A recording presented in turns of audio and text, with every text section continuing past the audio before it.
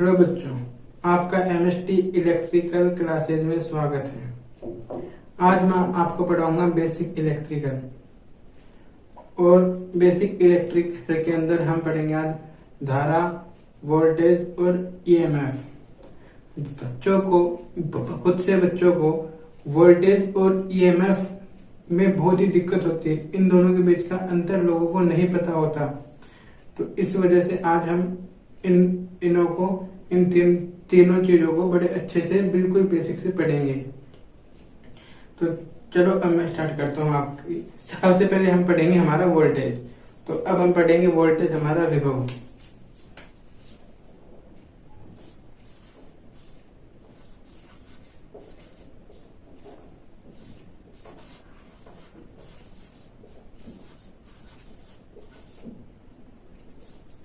तो इसको हम V से दर्शाते हैं, V से। अच्छा, तो इसकी जो परिभाषा है वो क्या है कि अगर हमने माना कि यहाँ पे कोई आवेश हमारा, यहाँ पर कोई Q आवेश है, तो इसको किसी दूसरे बिंदु पर, ये कोई एक बिंदु है, तो इसको एक बिंदु से दूसरे बिंदु तक ले जाने में किया गया कार्य है।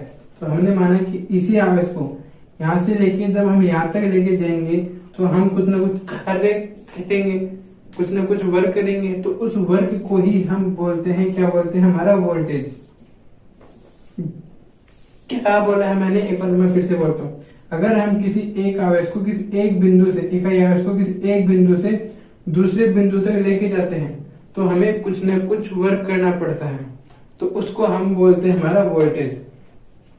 तो अब दूसरी बात है, हम इस आवेश को यहां से लेके जो दूसरा बिंदु है वहां तक लेके जाएंगे, तो सीधी सी बात है कि किसी न किसी माध्यम से होके गुजरेगा, किसी के जरिए होके ही तो वहां पे पहुंचेगा। अब ऐसा तो है नहीं कि सीधा यहाँ से गायब होके यहाँ पे आ जाएगा, तो किसी न किसी के जरिए पहुंचेगा।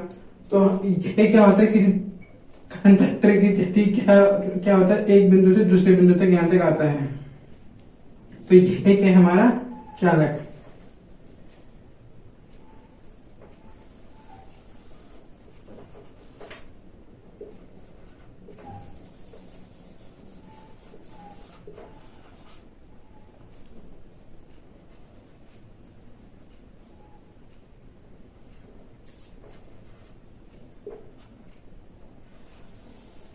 तो हम इस आवेश को इस बिंदु से, एक बिंदु ये है, एक बिंदु ये है हमारा, दो बिंदु।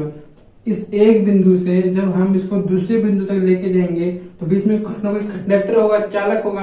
अब सीधी सी बात है, इस आवेश को यहाँ से यहाँ तक लेके जाएंगे तो ये इसमें क्या होगा, इस चालक में प्रवाहित होगा। तो जब हम इसको यहाँ से लेके यहाँ तक दूसरे बिंदु तक लेके जाते हैं आवेश को, तो उससे क्या होता है, इस चालक में विद्युत धारा का प्रवाह होने लग जाता है। तो किसका विद्युत धारा,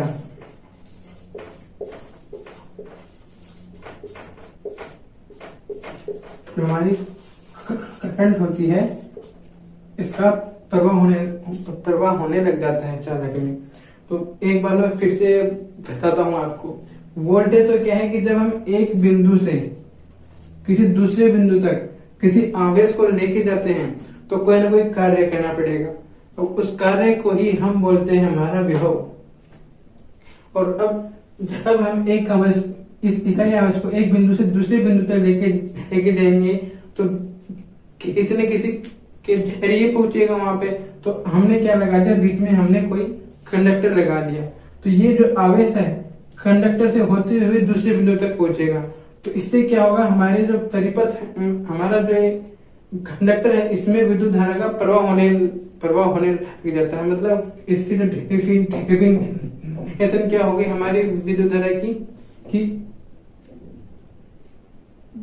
आवेश के प्रवाह की दर विद्युत धारा कहलाती है। ये होती है हमारी विद्युत धारा। अब हम विभव, जो हमारा वोल्टेज है, इसका हम क्या देखते हैं, फॉर्मूला देखते हैं।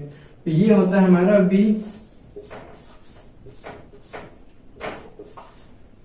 V बराबर वर्क अपॉन में चार्ज। ये हमारा Q, तो इसको स्मॉल Q या कैपिटल Q इसे भी दर्शा सकते हैं।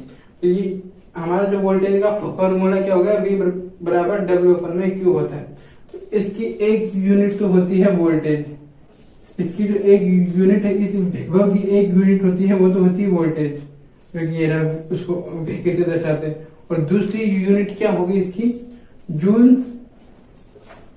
प्रति कूलम, जूल प्रति कूलम होगी। अच्छा, अब हम देखते हैं हमारी विद्युत धारा की परिभाषा देखते हैं। तो विद्युत धारा में क्या है, हमने बोला कि आवेश के प्रवाह की दर, दर का मतलब टाइम और आवेश मतलब चार्ज, मतलब जब टाइम के सापेक्ष कोई चार्ज तार में फ्लो होगा तो उसको हम धारा कहेंगे। तो ये हो गया हमारा, धारा को आई से दर्शाते हैं। तो आई बराबर हो गया हमारा Q/T, ये होता है हमारा धारा का फॉर्मूला। तो इसकी जो यूनिट होती है वो ऐसे यूनिट तो क्या होती है, एम्पियर होती है, एम्पियर होती है। अच्छा, एक यूनिट तो ये होगी, दूसरी यूनिट इससे निकालेंगे तो वो क्या हो जाएगी, coulomb per second, coulomb per second होती है। अच्छा, तो हमने इन दोनों को तो पढ़ लिया। हाँ, एक बात और, जो विद्युत धारा होती है हमारी, ये होने को टेंसर राशि होती है, जो कि अदिश और सदिश के बीच की कंडीशन होती है। क्या होती है, टेंसर राशि, टेंसर राशि होती है।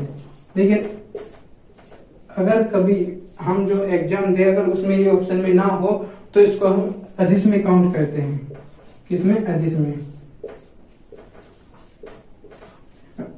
अदिश राशि में काउंट करते हैं। अगर ऑप्शन में टेंसर राशि है तो टेंसर ही करेंगे, अगर नहीं है तो फिर अदिश राशि हम करेंगे। अब इसके बाद हम आते हैं हमारा EMF, क्या है, विद्युत वाहक बल, इलेक्ट्रोमोटिव फोर्स। तो अब हम उसके बारे में पढ़ते हैं।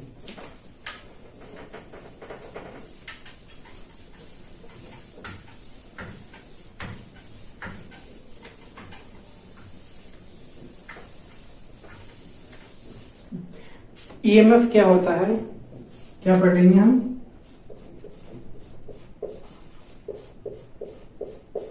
EMF हिंदी में क्या बोलते हैं इसको, विद्युत वाहक बल।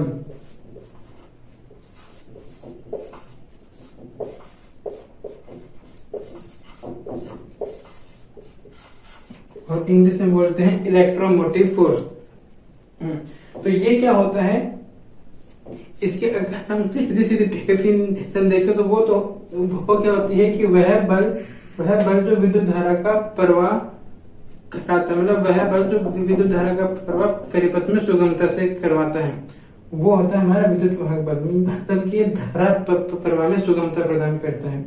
और अगर हम समझने के हिसाब से देखें तो ये होती है, इसकी जो डेफिनेशन होती है वो होती है कि इलेक्ट्रॉन के मध्य लगने वाला जो बल होता है वो होता है हमारा विद्युत वाहक बल। क्या होता है कि गतिशील जो इलेक्ट्रॉन है हमारे, उनों के बीच जो बल लगता है उसी को हम बोलते हैं विद्युत वाहक बल। जैसे कि हमने मान लिया कि यहाँ पर कोई इलेक्ट्रॉन है, एक इलेक्ट्रॉन है, ये कोई इलेक्ट्रॉन है और यहाँ पे कोई दूसरा इलेक्ट्रॉन है।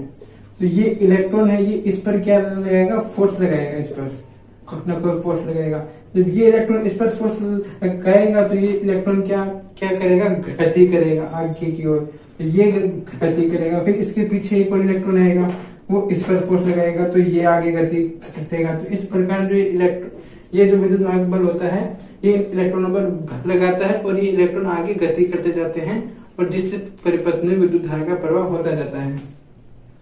जैसे कि हम इसमें देखते हैं, देखो पहले तो हमने पढ़ा वोल्टेज, वो क्या होता है कि एक बिंदु से दूसरे बिंदु तक किसी आवेश को लेके जाएंगे तो कोई कार्य करना पड़ेगा, उसको हम विभव बोलेंगे। अब आवेश को ट्रक के अंदर से लेके जाएंगे तो वो विद्युत धारा हो जाएगी। फिर आता है विद्युत वाहक बल। तो हमने मानी यहाँ पे कोई जैसे ही ये जो आवेश है ये यहाँ पे आएगा, फिर दूसरा आवेश आएगा यहाँ पे, फिर तीसरा आवेश आएगा, इस प्रकार ये बहुत से आएंगे। तो इन दोनों के बीच क्या लगेगा, बल लगेगा। तो एक एक करके जो इन जो सभी आवेश है इन सब पर लगेगा, धीरे धीरे होते हुए इस बिंदु पर जाएंगे। तो इस प्रकार ये हमारा विद्युत वाहक बल काम करता है। अच्छा, अब बात आती है कि अगर हमारे परिपथ में धारा का प्रवाह 0 हो जाए और विभव का मान 0 हो जाए तो क्या ईएमएफ का मान 0 होगा कि नहीं होगा।